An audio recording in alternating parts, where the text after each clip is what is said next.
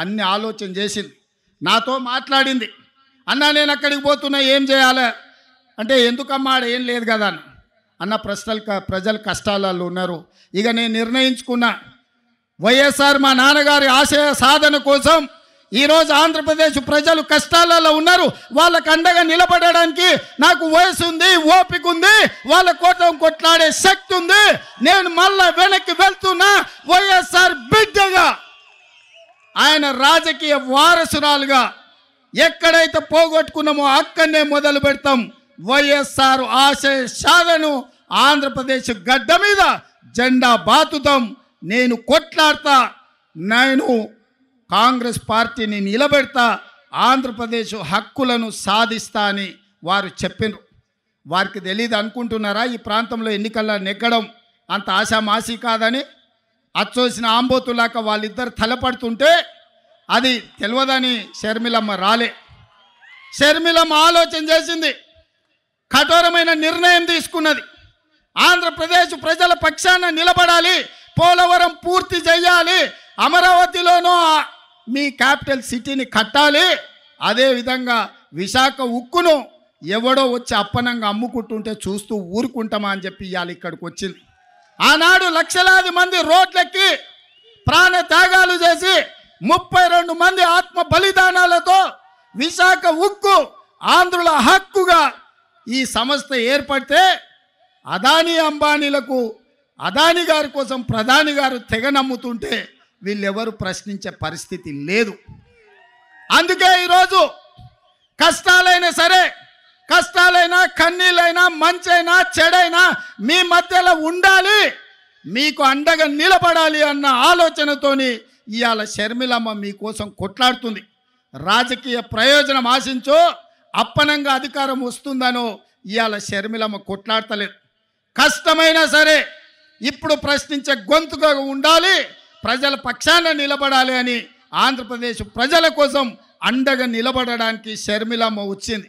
ఇవాళ కొంతమంది మాట్లాడుతున్నారు, రాజశేఖర రెడ్డి గారికి షర్మిలమ్మకు ఎట్లా ఆయన వారసత్వాన్ని క్లెయిమ్ చేస్తుందని. నేను ఆ సోయిలేని వాళ్ళని ఒక మాట అడగదలుచుకున్నా. రాజశేఖర రెడ్డి గారి చివరి కోరిక ఏందయ్యా? రాహుల్ గాంధీ గారిని ప్రధానమంత్రిని చెయ్యడమే చివరి కోరిక కింద మాట్లాడి, కాంగ్రెస్ పార్టీని అధికారంలోకి తేవడమే తన లక్ష్యంగా, తన బాధ్యతగా వైఎస్ఆర్ గారు మాట ఇచ్చిండ్రు. ఆడ కేవీపీ రామచంద్రరావు గారు, రఘువీర్ అన్న ఉన్నాడు, ఆయనకు అత్యంత సన్నిహితులు. వారు చెప్పిందే రాహుల్ గాంధీ గారిని ప్రధానమంత్రిని చేయాలి, కాంగ్రెస్ పార్టీకి అత్యధికంగా సీట్లు తీసుకురావాలి.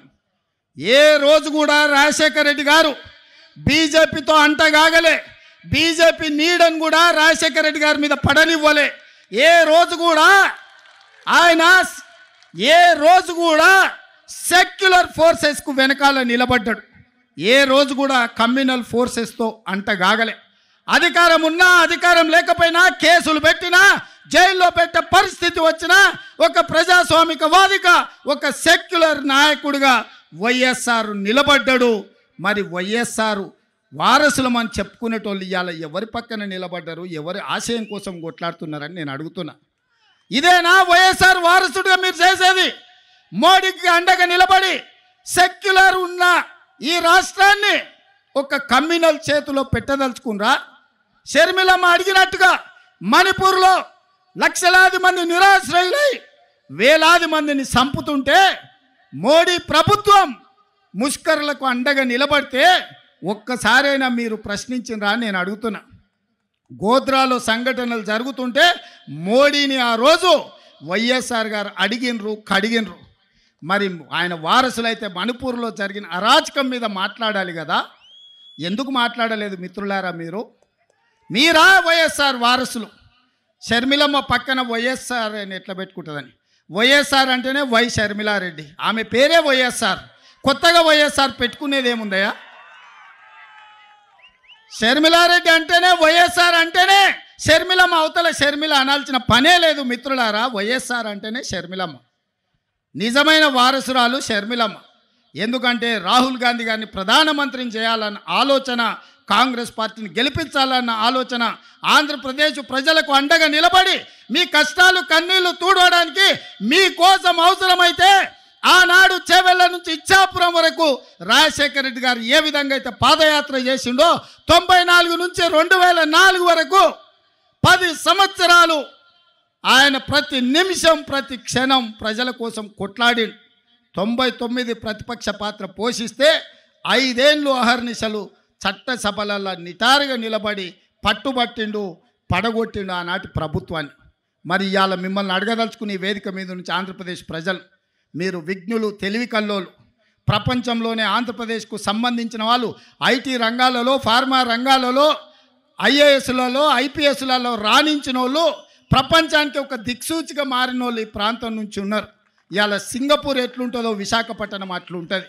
ప్రపంచ దేశాలతోని పోటీ పడగలిగిన సత్తా మీకున్నది, ఆలోచన చేసే శక్తి ఉన్నది. మరి ఇవాళ మీ తరఫున కొట్లాడేటోళ్ళు ఉండాల్సిన అవసరం ఉందా లేదా ఆలోచన చేయండి. ఇవాళ మీరు ఆలోచన చేయండి. జగన్ అయినా, బాబు గారైనా, పవన్ కళ్యాణ్ అయినా మోడీని ఎదిరించి నిలబడే శక్తి వాళ్ళకు ఉన్నదా? మరి వాళ్ళకు లేనప్పుడు ప్రశ్నించే గొంతుగా షర్మిలమ్మ ఈ రాష్ట్రంలో కాంగ్రెస్ పార్టీకి అండగా నిలబడి మిమ్మల్ని అందరినీ మీ కష్టాలలో తోడుగా ఉండాలని వచ్చినప్పుడు ఆశీర్వదించాల్సిన అవసరం ఉందా లేదా మీరు ఆలోచన చెయ్యండి. ఇవాళ పాలించే నాయకులు కాదు, ప్రశ్నించే గొంతు కావాలి. మీ తరఫున నిలబడి కొట్లాడే నాయకురాలు కావాలి. వైఎస్ఆర్ వారసులు రావాలి. వైఎస్ఆర్ గారి ఆశయ సాధన కోసం పనిచేసే వాళ్ళు ఉండాలి అంటే షర్మిలమ్మకు అండగా మీరు నిలబడాలి. చట్టసభలలో కాంగ్రెస్ను మీరు గెలిపించాలి. నేను ఎక్కువ అడగడం లేదు. 25 ఎమ్మెల్యేలు, 5 ఎంపీలు ఇవ్వండి. మీ విశాఖ ఉక్కు 1 ఇంచు కదలకుండా కొట్లాడుతుంది. నిటారుగా నిలబడి ఎవరినైనా చొక్కబట్టి మీ హక్కుల కోసం షర్మిలమ్మ ప్రశ్నిస్తుంది. మీ నిధులు మీకు తీసుకొస్తుంది. మీ సంక్షేమం మీ ఇంటికి నడుచుకుంటూ వస్తుంది. చట్టసభలల్లో మీరు అవకాశం ఇవ్వండి. 25 ఎమ్మెల్యేలు, 5 ఎంపీలు షర్మిలమ్మకు ఇవ్వండి. ఎట్లా మీ సమస్యలు పరిష్కారం కావు, ఎట్లా మీ రాజధాని నిర్మాణం కాదు, ఎట్లా పోలవరం పూర్తి కాదు, ఎట్లా ఎవడన్నా వచ్చి విశాఖ ఉక్కును ఎట్లా కొల్లగొడతారో షర్మిలమ్మ చూసుకుంటుంది, కంచేసి కాపాడుకుంటుంది అని చెప్పి నేను సంపూర్ణంగా విశ్వసిస్తున్నా. ఇవాళ నిజమైన వైఎస్ఆర్ అభిమానులకు, కాంగ్రెస్ పార్టీ కార్యకర్తలకు, ఆంధ్రప్రదేశ్లో అనాథగా ఆలోచన చేస్తున్న ఇక్కడి యువకులకు ఈరోజు నిర్ణయం తీసుకోవాలి. మీరు అనుకోవచ్చు 2 వైపులా ఉద్దండులాగా ఉన్నారు, మనతోని ఏడవుతుందని. నేను ఒక్క మాట గుర్తు చేయదలుచుకున్నా. తెలంగాణలో కూడా గట్లే ఉండే. ఓ పక్కన మోడీ, ఇంకో పక్కన కేడీ. ఉప ఎన్నికలలో 3200 ఓట్లు వచ్చినాయి మాకు. ఆ ఎల్ల అన్నారు కాంగ్రెస్ పని అయిపోయింది, తట్టాబుట్ట జరుపుకున్నారు, యాడుంటుంది కాంగ్రెస్ ఖాళీ అయిపోయిందని. కానీ అధైర్యపడలే, నిలబడి కొట్లాడినాం. ఢిల్లీ మోడీ మీద, గల్లీలో ఉన్న కేడీ మీద నిటారుగా నిలబడి కొట్లాడి మోడీని ఓడించినాం, కేడీని పడగొట్టినాం. ప్రజలు విజ్ఞులు, ప్రజలు తెలివి కల్లోలు. ప్రజలు అవసరమైనప్పుడు అవసరమైన నిర్ణయం తీసుకుంటారు. 5 సీట్లు ఉన్న మమ్మల్ని 65 సీట్లు ఇచ్చి ఆశీర్వదించిందంటే ప్రజలు గొప్పోళ్ళు. ఇవాళ ఇక్కడ కాంగ్రెస్ లేదు అని అనుకుంటుండొచ్చు, కానీ ఈ సభను చూసిన తర్వాత నాకు సంపూర్ణమైన విశ్వాసం వచ్చింది. మా షర్మిలమ్మ ఆంధ్రప్రదేశ్కు ముఖ్యమంత్రి అయి తీరుతుంది. మీకు సంక్షేమ రాజ్యాన్ని, అభివృద్ధి రాష్ట్రాన్ని అందిస్తుంది. నేను తోడుగా ఉంటా. మీ పక్కనే ఉన్న ముఖ్యమంత్రిని, పార్టీ అధ్యక్షుని షర్మిలమ్మకు అండగా నిలబడతా. ఏం కావాలన్నా, ఏ రాత్రైనా, ఏ పగలైనా, ఏ సందర్భం వచ్చినా, ఏ కష్టం వచ్చినా నేను అండగా నిలబడతా. మీరు షర్మిలమ్మ నాయకత్వాన్ని బలపరచండి, షర్మిలమ్మ నాయకత్వాన్ని గెలిపించండి. షర్మిలమ్మ ఆంధ్రప్రదేశ్ ముఖ్యమంత్రిలో కూర్చునే వరకు తోడుగా నిలబడతా. నేను రెడీగా ఉన్నా తోడుగా ఉండడానికి. మీరు సిద్ధమా? మీరు సిద్ధమా? సై సై సై సై సై సై అనేటోళ్ళందరూ సై పైకెత్తండి. జై కాంగ్రెస్, జై జై కాంగ్రెస్. ధన్యవాదాలు మిత్రులారా. మీరు గుండెల్లో పెట్టి చూసుకున్నందుకు, ఇంత పెద్ద ఎత్తున తరలొచ్చి, నాకు ఆలస్యమైన విమానాశ్రయం నుంచి సరాసరి మీ దగ్గరకు వచ్చిన, ఇంత ఓపికగా నిలబడి షర్మిలమ్మకు అండగా ఉండి, కేవీపీ రామచంద్రరావు గారు, రగన్న, వాళ్ళ అనుభవాన్ని అంతా రంగరించి పల్లం రాజు గారు షర్మిలమ్మను బలపరుస్తూ చేయి పట్టుకొని నడిపిస్తారన్న సంపూర్ణమైన విశ్వాసం మా మిత్రుడు రుద్రరాజు తన వ్యూహాన్ని తన ఆలోచనను పెట్టుబడిగా పెట్టి కమ్యూనిస్టు సోదరులను కలుపుకొని ఆంధ్రప్రదేశ్ రాబోయే ఎన్నికల్లో ఒక మంచి ఫలితాలను తీసుకొస్తారని నమ్ముతున్న ఎన్నికల్లో కూడా మళ్ళీ తప్పకుండా వస్తా మీకు అండగా నిలబడతా అని తెలియజేస్తూ మీ అందరి దగ్గర సెలవు తీసుకుంటున్న మిత్రులారా జై కాంగ్రెస్.